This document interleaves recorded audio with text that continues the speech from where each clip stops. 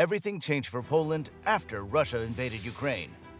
Protecting borders became a foremost duty since World War II, as Russia became a major threat. On the other side, the European Union is unreliable and unprepared. In the midst of this crucial situation, Poland found itself in a unique position.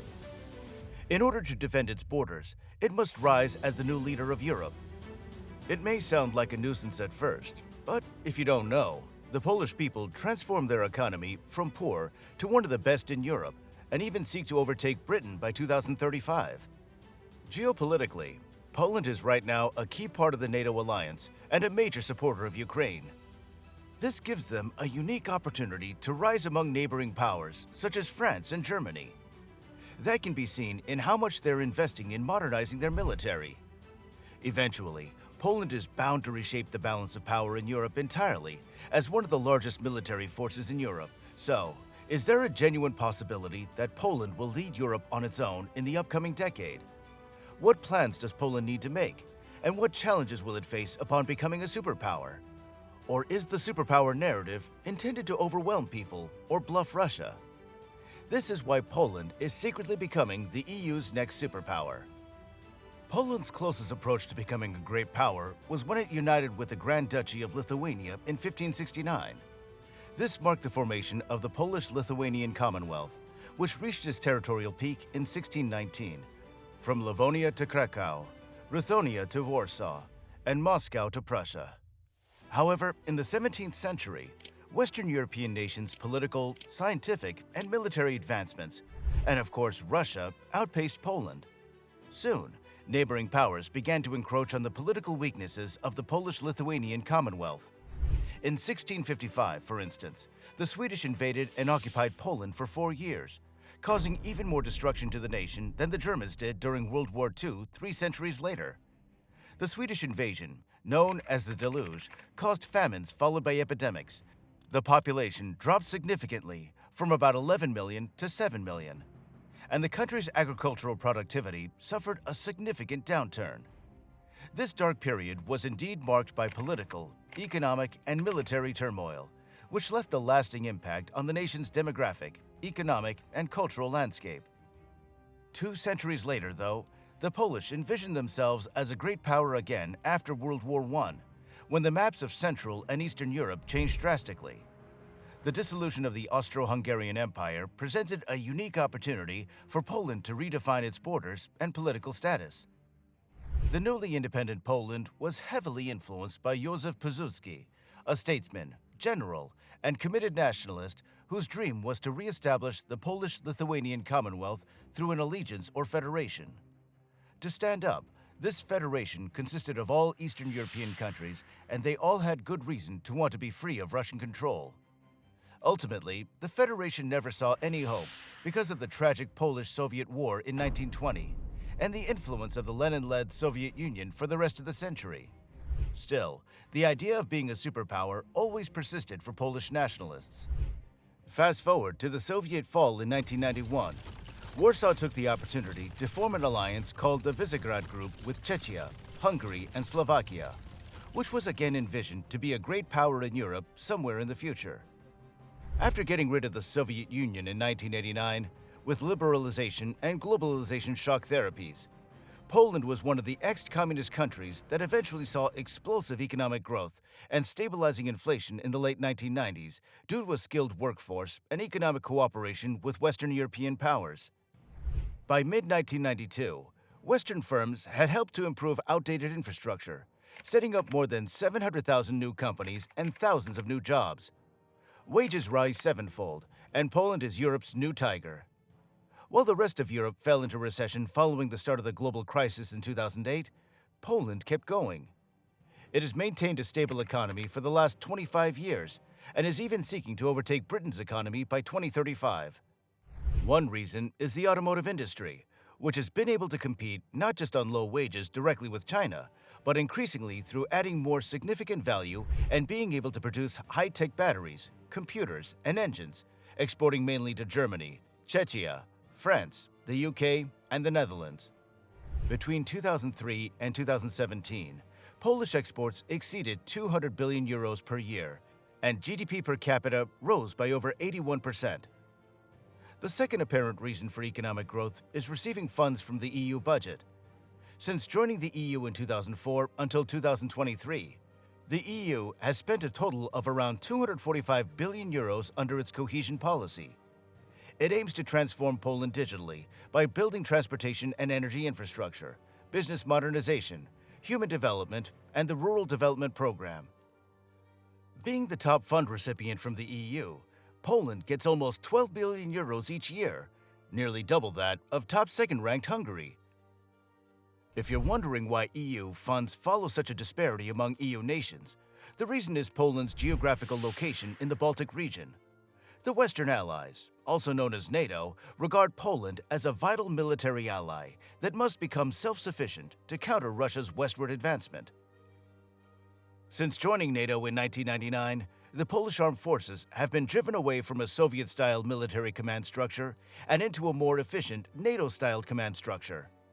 Poland's moment of truth in standing up against Russia came in 2014, following the annexation of Crimea and the Donbas region. You see, Poland has the EU's most extensive border with Ukraine, with huge numbers of refugees from Ukraine passing through and staying, at almost 1 million refugees. Poland emerged as the most active supporter of Ukraine through military training and equipment, and a vocal supporter of calling the world's attention to the Ukrainian cause. But the full-scale Russian invasion has fundamentally changed Warsaw's thinking. Russia became a direct, profoundly hostile threat. Soon, Warsaw decided to double the size of its army to 300,000 and raise its defense budget to $30 billion, at 4.25% of GDP, the highest proportion of all of NATO countries. With that, Warsaw is buying more than 1,000 tanks and 600 artillery pieces, which means it will have more firepower than Britain, France, Germany, and Italy combined. From 250 American M1A2 Abrams tanks to 500 HIMARS and 96 Apache attack helicopters, it is already set to expand its nuclear power supply with American financial support. The US and Poland already signed a deal to buy 4 aerostat-based early warning radar systems to detect supposedly incoming missiles, aircraft, drones, and seaborne units from Russia. The deal is worth almost $1 billion. Poland will be the second country in the world to use such a system. This sudden expansion and advancement of the military are intended to be an argument that will stop Moscow from trying to check whether Poland can be drawn back into the orbit of its political and military influence. The government is even trying hard with media diplomacy to boost its citizens' confidence and warn Russia as well. But this equation also has an unknown answer. Will enough Poles volunteer to serve in what is billed as Europe's next military superpower? First of all, the demography is not looking good enough to reach 300,000 within the next 10 years. Poland has a declining population of about 38 million people, and just about 3 million men between the ages of 15 and 29. While it's true that most Poles are becoming more fearful than ever of a Russian invasion, another survey shows that 60% of Poles are strongly opposed to compulsory military service. In this case, the Army's personnel situation will not be greatly altered even if mandatory military service is reinstated. Nonetheless, a lot of youth and their families will attempt to avoid military service. That said, Poland needs greater support from its neighboring powers. But according to Warsaw, Europe is not prepared. Skepticism comes from the actions of Germany and France. From the Polish perspective, German military weakness and complacency in Ukraine are also irritating, considering German political and business leaders' scandalously close ties to Putin's oligarchs. Berlin's ruling left-wing coalition has a long history of appeasing Russia, beginning with the Nord Stream project.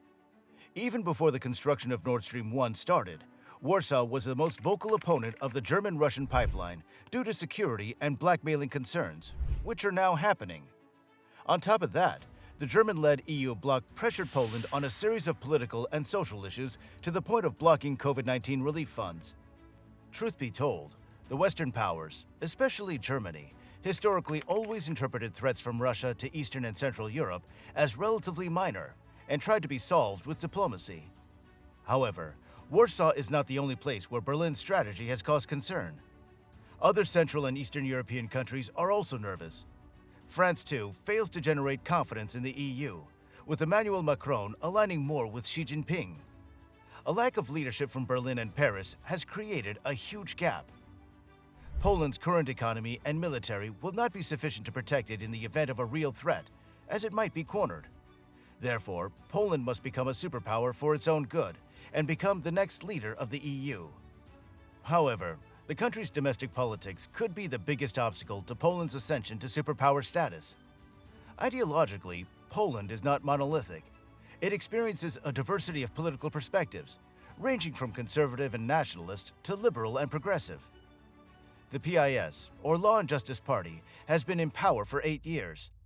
From 2015 until 2023, PIS implemented right-wing policies, such as a near-total ban on abortion, anti-LGBT+ rhetoric, and restricted press freedom in Poland.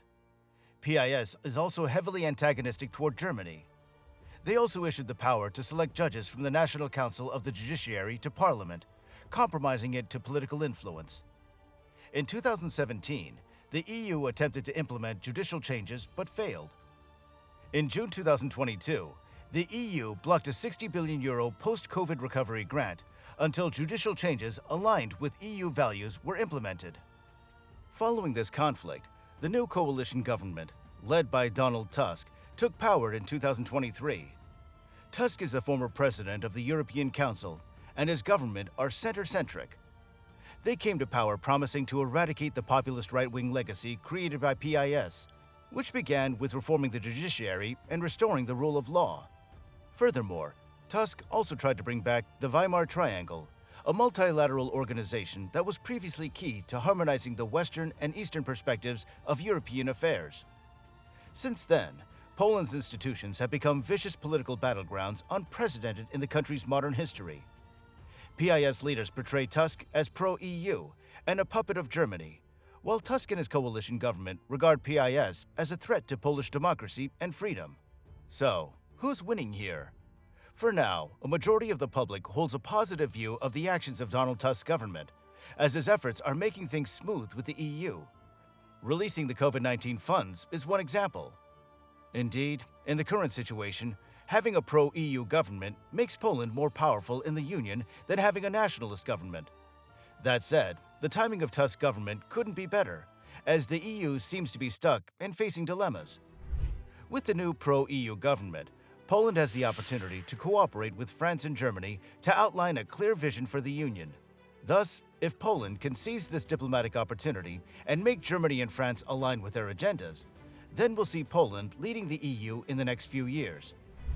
Geopolitical and political problems aside, another major rising domestic issue among Poles is the refugee influx. While social harmony between Polish citizens and Ukrainian refugees has always been positive, the sudden and large influx of refugees did create a strain on the relationship. The majority of Poles widely believe refugees should benefit from public services, but at the same time, they also show skepticism and even opposition regarding the government's policies to provide unemployment benefits and the 500-plus family subsidy, a tax-free subsidy paid monthly for every child under the age of 18, regardless of household income. Things took a sharp turn for the worse when the undulating hills of rural Poland became the stage for a bitter conflict between native farmers and a wave of cheap grain from Ukraine purchased by Polish dealers. Tensions escalated when spilled grain blocked the Medyka border crossing. Ukrainian officials condemned the action, considering it disrespectful to Ukrainian farmers, especially given the context of ongoing Russian aggression. While the government sympathizes with the farmers' demands, Poland faces a critical juncture: how to address the concerns of its farmers without jeopardizing its relationship with Ukraine. The bottom line is that the current condition of political turmoil and populist divergence is not ideal for a country with the potential to become a dominant power in Europe.